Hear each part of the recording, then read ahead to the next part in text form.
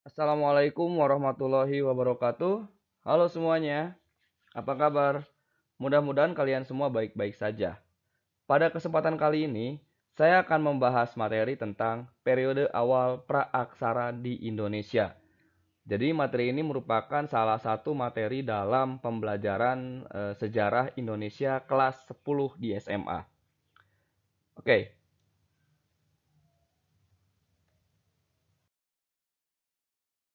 berbicara tentang periode praaksara, ada beberapa pertanyaan yang sering kali kita kemukakan.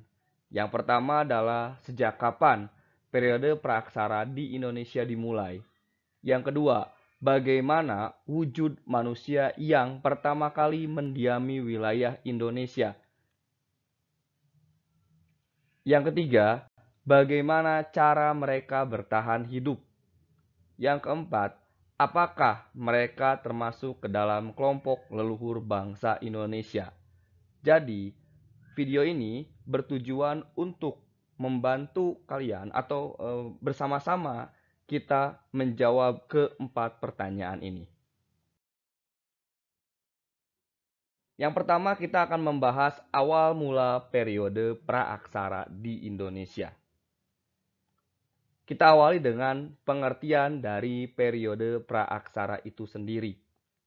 Nah, secara sederhana, praaksara dapat diartikan sebelum tulisan. Jadi, zaman praaksara atau periode praaksara merupakan suatu zaman atau suatu periode di mana belum mengenal tulisan. Nah, yang jadi pertanyaan di sini adalah siapa yang bisa mengenal tulisan? Apakah seluruh makhluk hidup bisa mengenal tulisan? Tentu saja jawabannya tidak semua makhluk hidup bisa mengenal tulisan. Yang bisa mengenal tulisan hanya manusia. Jadi, di sini dapat disimpulkan bahwa zaman praaksara di Indonesia itu dimulai sejak wilayah Indonesia dihuni oleh manusia yang belum mengenal tulisan. Lalu bagaimana wujud manusia pertama di Indonesia tersebut?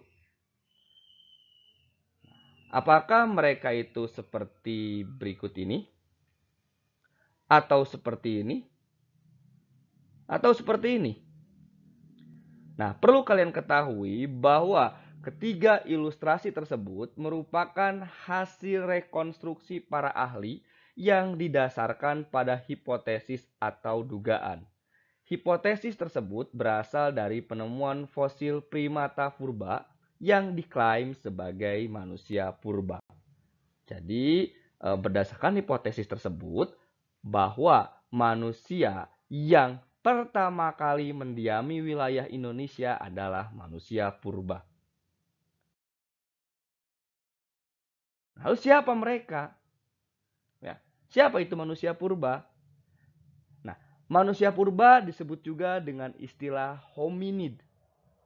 Hominid itu memiliki arti sebagai makhluk hidup yang secara fisik memiliki rupa seperti manusia.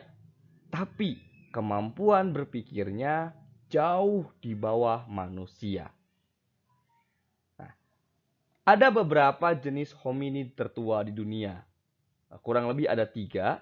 Yang pertama adalah Australopithecus robustus. Dia adalah kera vegetarian bertubuh besar. Ya, yang dimaksud vegetarian di sini berarti mereka hanya mengkonsumsi buah-buahan dan sayuran. Yang kedua adalah Homo habilis, primata mirip manusia paling terampil, yang menjadi nenek moyang dari Homo sapiens. Dan yang ketiga adalah Australopithecus africanus, hominid bertumbuh kecil dan paling lemah. Jadi paling lemah di sini adalah secara fisik. Oke, dari ketiga jenis hominid yang tertulis di video ini, mana yang pertama kali mendiami wilayah Indonesia? Atau yang bukan yang pertama kali, tapi yang ada di Indonesia? Jawabannya adalah Australopithecus robustus. Nah, Australopithecus robustus ini diperkirakan menjadi apa ya? Maksudnya gini, salah satu hominid tertua yang pernah tinggal di Indonesia itu adalah Meganthropus paleojavanicus. Dan Meganthropus paleojavanicus ini termasuk ke dalam kelompok Australopithecus robustus. Ini jika dilihat dari bentuk fisiknya. Selanjutnya kita akan membahas jenis manusia purba yang pernah hidup di Indonesia atau istilahnya jenis hominid yang pernah hidup di Indonesia. Nah, di sini saya akan membahas 4 jenis hominid yang pernah tinggal di Indonesia, yang seharusnya ada 7 ya kalau kita pakai eh, penjelasan di buku, tapi khusus untuk Homo soloensis, Homo waljakensis, dan Homo floresiensis itu tidak saya masukkan ke dalam kelompok manusia purba. Karena memang secara fisik dan kemampuan berpikir itu sudah mendekati manusia modern. Jadi akan dibahas pada video yang berbeda. Nah, oke, jenis manusia purba yang pertama yang akan dibahas adalah Meganthropus paleojavanicus. Oke. Meganthropus paleojavanicus ini pertama kali berhasil diidentifikasi oleh von Koenigswald pada tahun 1936 setelah ia menemukan beberapa fosil primata yang ia klaim sebagai fosil hominid tertua yang pernah hidup di Indonesia. Nah, karena dia itu fosil tertua, maka disebut paleo ya. Paleo itu artinya tua gitu. Terus karena dia menemukannya di Sangiran dan Sangiran itu Pulau Jawa, dikenal sebagai ditambah Java, jadi Paleo Javanicus. Nah, Meganthropus itu sendiri dilihat dari ukuran badannya yang sangat besar.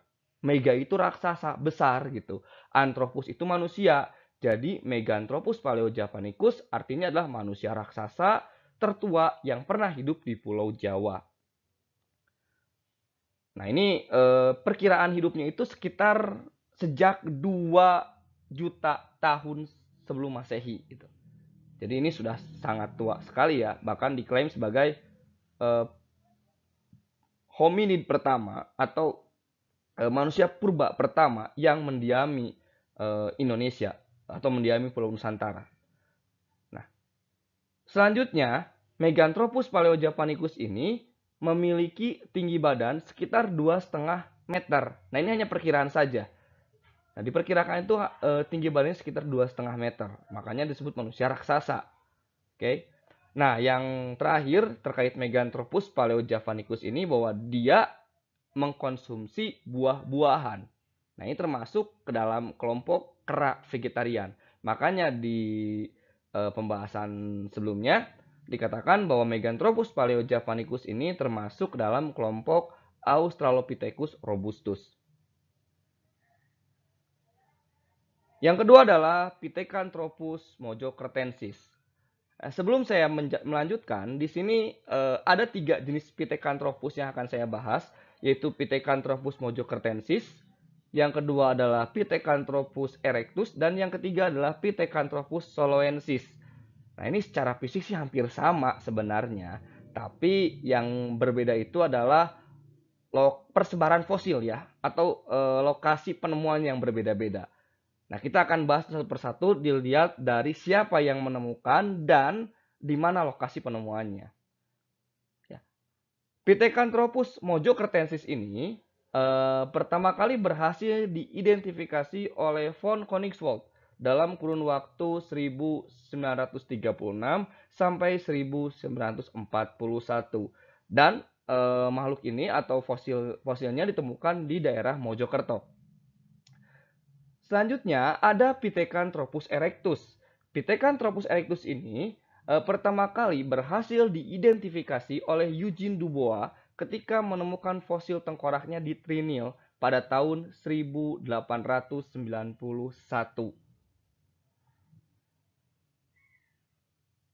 Nah, ada beberapa hal yang harus kalian ketahui tentang Pithecanthropus erectus. Jadi, fosil Pithecanthropus erectus ini menjadi salah satu penemuan besar menjelang abad ke-20. Kenapa dikatakan menjadi penemuan besar? Fosil Pithecanthropus erectus ini menjadi dasar argumen bagi pendukung teori evolusi yang sedang mencari-cari missing link yang menghubungkan antara primata purba dengan manusia. Jadi, menurut kaum evolusioner atau menurut para pendukung teori evolusi, Pithecanthropus erectus ini adalah nenek moyang atau leluhur dari manusia modern. Nah, walaupun banyak yang membantah ya, tapi ya ini harus kalian ketahui. Dan yang keempat adalah Pithecanthropus soloensis. Nah, Pithecanthropus soloensis ini pertama kali berhasil diidentifikasi oleh von Koningswald, Oppenord, dan Terhar di daerah Ngandong, Blora, Jawa Tengah. Ada yang perlu kalian pahami di sini, selain mereka pernah tinggal di daerah Ngandong, Pithecanthropus soloensis ini juga merupakan makhluk purba atau primata purba yang pernah mendiami daerah di sekitar lembah Sungai Bengawan Solo. Makanya disebut dengan nama Pithecanthropus soloensis. Berikut ini adalah ilustrasi dari perbandingan antara Pithecanthropus mojokertensis, Pithecanthropus soloensis, dan Pithecanthropus robustus. Jadi ini adalah sisa-sisa tulang, bisa dikatakan sisa tulang belulang atau tengkoraknya ya, supaya sebenarnya sih para ahli itu tidak menemukan fosil secara utuh. Jadi hanya bagian-bagian kerangkanya saja gitu. Nah, secara umum, ciri-ciri dari Pithecanthropus itu diantaranya adalah yang pertama, mampu berjalan tegak. Ya, jadi sudah seperti manusia modern. Jadi kalau Meganthropus itu diperkirakan jalannya agak bungkuk, nah kalau Pithecanthropus ini dia jalannya sudah tegak begitu. Yang kedua, volume otak sedikit di atas Meganthropus paleojavanicus. Nah, Meganthropus paleojavanicus ini volume otaknya sekitar 900 cm kubik. Sedangkan Pithecanthropus secara umum ini memiliki volume otak hingga 1300 cm kubik. Ya walaupun ada juga jenis Pithecanthropus yang volume otaknya sekitar 750 cm kubik ya. Tapi paling besar itu sampai 1300 cm kubik. Nah, kemudian yang ketiga, selain buah-buahan, mereka juga mengkonsumsi daging dari hewan-hewan kecil. Bahkan pelopor pisau itu yang paling awal itu adalah Pithecanthropus. Nah, mereka membuat pisau dari pecahan batu yang disebut dengan nama flex. Nanti kita akan bahas di materi tentang peninggalan-peninggalan manusia praaksara. Yang terakhir, tinggi badannya itu di bawah 2 meter. Ya, sekitar 150 hingga 175 cm untuk ukuran Pithecanthropus dewasa. Nah, selanjutnya, bagaimana cara bertahan hidup manusia purba di Indonesia? Nah, yang pertama, mereka hidup secara nomaden. Nah, nomaden ini artinya berpindah-pindah dari satu wilayah ke wilayah yang lain. Tujuan dari nomaden adalah untuk mencari sumber makanan. Jadi mereka akan mereka itu akan pindah ketika makanan di tempat awal sudah habis. Yang kedua, tempat tinggal di daerah padang rumput atau dataran rendah yang dekat dengan sungai serta di gua-gua alam. Nah, di sini mereka pada awalnya itu tinggal di padang rumput atau dataran rendah yang dekat dengan sungai. Nah, kemudian setelah mereka berhasil menemukan api sebagai alat untuk penerangan dan untuk penghangat ya, mereka baru pindah ke dalam gua. Jadi pindah ke dalam gua itu nggak tiba-tiba, diawali dengan penemuan api terlebih dahulu. Yang ketiga, sumber makanan diperoleh langsung dari alam. Jadi kalau yang dekat sungai, mereka langsung menangkap ikan. Kalau yang tinggal di padang rumput, ya mereka langsung ambil buah-buahan. Yang keempat, pembagian tugas antara laki-laki dan perempuan sangat sederhana. Laki-laki memiliki tugas untuk berburu. Ya walaupun yang diburu itu bukan hewan-hewan besar. Ini ada yang keliru di gambar ya. Harusnya bukan hewan-hewan besar yang diburu, tapi hewan-hewan yang kecil. Sedangkan perempuan mengumpulkan makanan di sekitar tempat tinggal. Yang terakhir, hidup dalam kelompok kecil antara 5 sampai 15 individu per kelompok. Nah, jadi mungkin karena keterbatasan makanan juga, ada yang kelaparan sehingga meninggal, atau ada yang setelah agak banyak memisahkan kelompok, atau mungkin juga karena belum ada vaksin pada waktu itu. Jadi sangat mudah terkena penyakit dan meninggal. Seperti itu. Oke.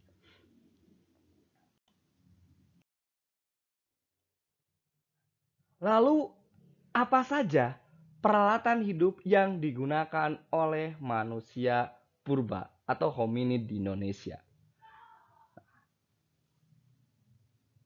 Yang pertama itu adalah peralatan hidup yang digunakan termasuk dari kebudayaan Paleolitikum. Nah, yang termasuk kebudayaan Paleolitikum ini ada kebudayaan Ngandong dan kebudayaan Pacitan. Di antaranya seperti kapak genggam, flex, terus peralatan tulang dan tanduk, dan lain sebagainya. Nanti kita akan bahas lebih lanjut di materi tentang peninggalan-peninggalan masyarakat Praksara. Dan yang kedua adalah pemanfaatan api sebatas untuk menghangatkan badan atau membakar kayu. Nah, ini perlu kalian ketahui. Ketika manusia purba atau hominid menemukan api atau dapat memanfaatkan api, mereka memiliki sebuah kesadaran baru atau mereka memiliki pengetahuan baru. Pengetahuan itu adalah ketika kayu dibakar, itu kan biasanya jadi arang. Dan ternyata setelah kayu dibakar jadi arang, arang itu bisa dibentuk menjadi lebih tajam dan lebih kuat. Sehingga ujung kayu yang dibakar yang kemudian jadi lebih tajam itu digunakan untuk berburu. Nah, ini dilihat dari pemanfaatan kayunya. Yang kedua, api juga menjadi titik awal dari revolusi masak, ya. Revolusi pengolahan makanan. Manusia setelah menemukan api mulai menyadari bahwa mereka dapat mengawetkan makanan dengan cara dimasak terlebih dahulu atau dibakar terlebih dahulu. Selain diawetkan dengan cara seperti itu, mereka juga bisa mengawetkan makanan dengan cara diasapi. Jadi, setelah api ditemukan, manusia tidak lagi atau gini ya, maksudnya setelah api ditemukan, manusia sudah mulai mengenal konsep menabung. Jadi, makanan yang mereka peroleh tidak langsung dihabiskan pada hari itu juga.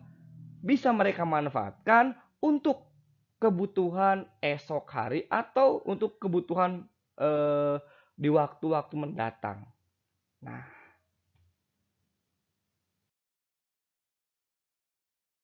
menurut kalian, apakah mereka merupakan leluhur bangsa Indonesia? Berikan pendapatmu.